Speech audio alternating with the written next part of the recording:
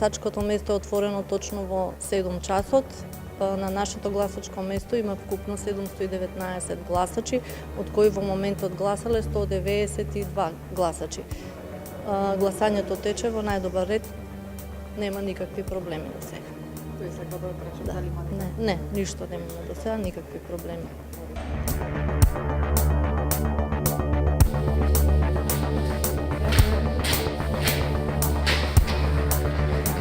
Гласавме, гласавме и па би требало се гледа дека се фер и демократски. Дали очекувате дека градоначалникот кој што ќе биде избран ќе ги исполни ветувањето за време? Не, тоа време ќе покаже. Не знам, Се надевате?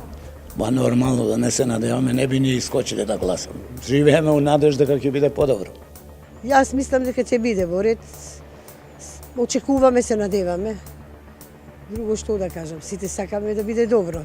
Пошто градоначалниците имаат улога ете за патишта за ова зона, може би ќе направат нешто за Чаиров.